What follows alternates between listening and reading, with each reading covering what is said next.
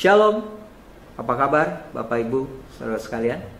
Hari ini kita masih merenungkan tema penting kita, yaitu tentang pemeliharaan Tuhan. Nah, temanya adalah pemeliharaan Tuhan yang sempurna.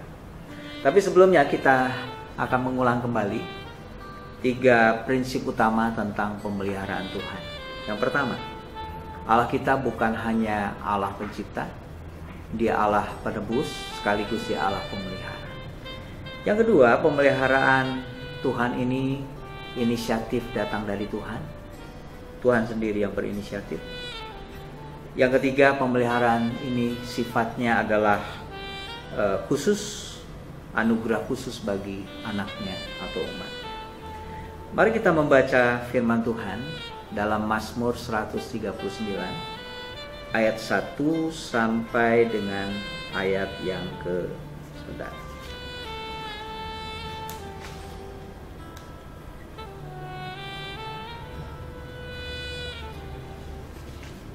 Ya. Untuk pemimpin biduan Mazmur Daud. Tuhan, Engkau menyelidiki dan mengenal aku.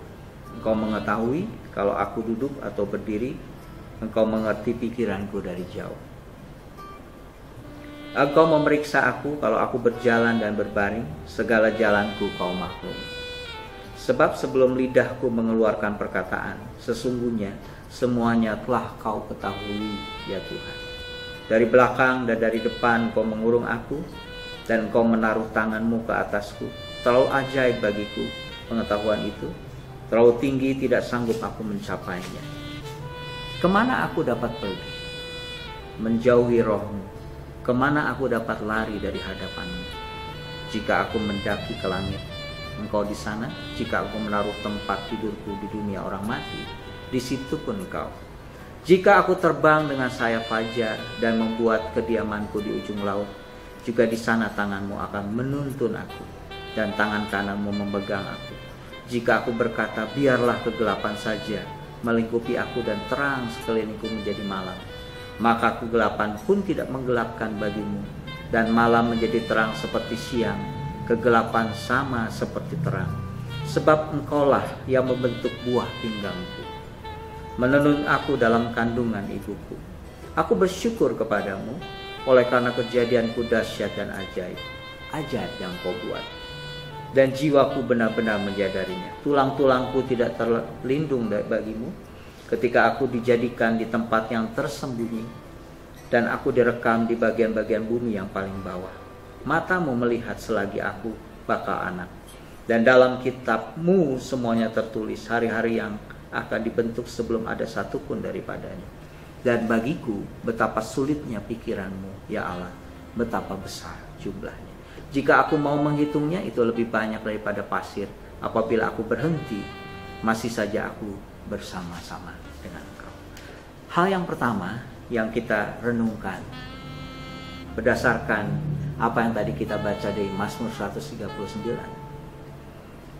Kita tidak bisa lepas dari Tuhan Allah kita.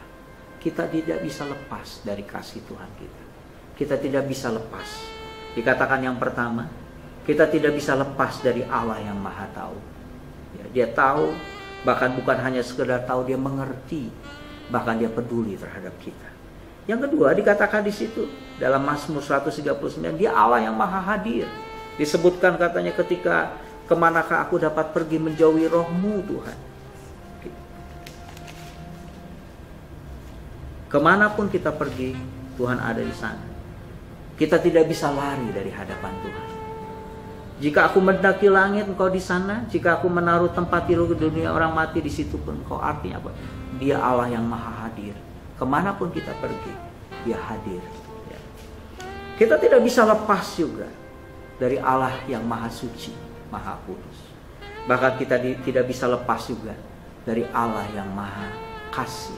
Kita perhatikan, Allah memperhatikan kita bahkan sebelum pembentukan, bahkan sebelum kita jadi anak, bahkan ketika kita diproses, ketika dalam kandungan ibu kita, Dia membentuk kita, Dia menenun kita dalam kandungan ibu kita. Kejadian kita dahsyat dan ajaib, kata firman Tuhan. Kita tidak bisa lepas dari Allah yang maha hadir, maha tahu, maha kasih, bahkan Allah yang maha suci. Allah tahu apa yang kita butuhkan, saudaraku sekalian. Allah tahu apa yang saudara rindukan. Dan Allah juga tahu apa yang menjadi motif kita dalam melakukan sesuatu. Nah, ini penting, saudaraku sekalian. Allah ingin hati kita seperti hatinya. Dan dia tahu di balik setiap apa saja yang kita kerjakan, karena kita tidak bisa lepas dari Tuhan. Allah bukan hanya tahu, saya ulang sekali lagi, dia mengerti, dia peduli apa yang kita butuhkan. Contoh dalam Alkitab, saudara sekalian, ada satu kitab di dalam Alkitab kita, namanya kitab Esther. Saya tidak pernah akan menemukan dalam kitab Esther ini nama Tuhan di dalamnya. Apakah itu nama Tuhan, nama Allah, atau nama yang lain. Meskipun demikian, Allah bekerja. Allah bekerja menolong umatnya, memperhatikan, memelihara umatnya. Mulai dari Esther yang disembunyikan asal usulnya. Mulai ketika paman dari Esther, Ahasiweros ini, pamannya Mordekai ini, ya, Mordekai yang menolong ketika hampir terjadi yang namanya rancangan kecelakaan bagi Raja Ahasiweros. Mordekai memberitahukannya, dan itu tercatat dalam kitab kerajaan.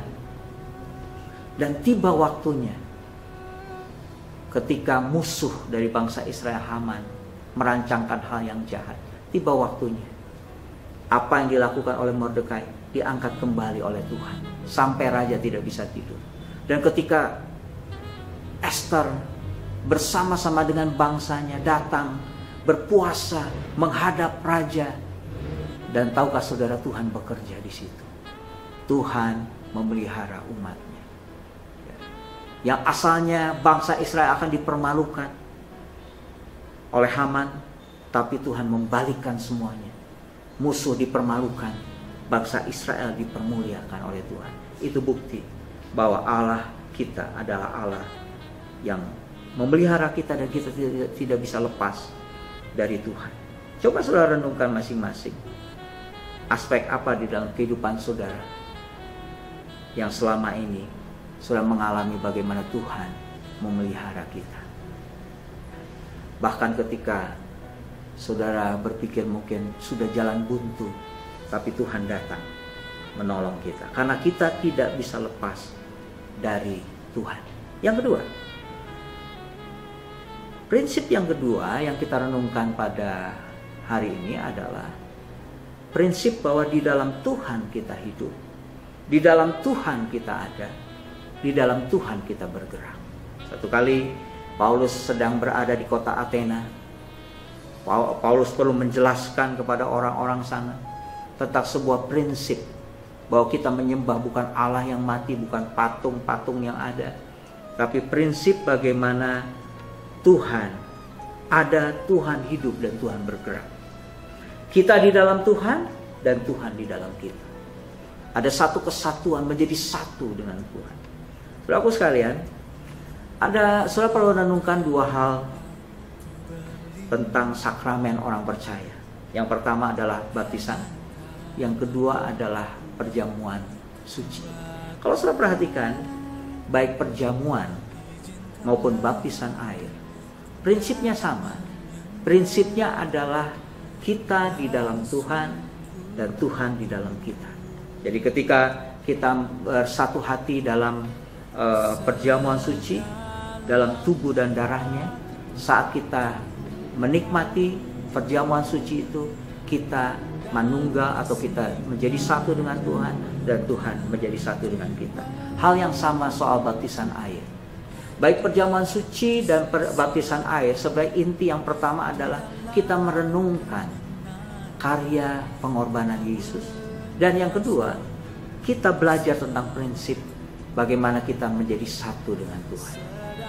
Saudara ingat bahwa ketika kita dibaptis, ketika saudara dibaptis, saudara menjadi satu dengan kematiannya, saudara menjadi satu dengan penguburannya, dan kita juga menjadi satu dengan kebangkitan Tuhan Yesus. Prinsip yang kedua, di dalam Dia kita hidup, di dalam Dia kita bergerak, Di dalam Dia kita ada. Ulang sekali lagi, di dalam Tuhan kita hidup, di dalam Tuhan kita ada, dan di dalam Tuhan kita bergerak. Oke, pertanyaannya coba menjadi perenungan buat kita semua. Apakah kita bisa lepas dari Tuhan? Coba bisa jawab, saudara renungkan, bisa nggak kita lepas dari Tuhan? Yang kedua, apa arti dari prinsip di dalam Dia kita hidup dan kita ada dan kita bergerak? Coba renungkan dan kita coba sharingkan.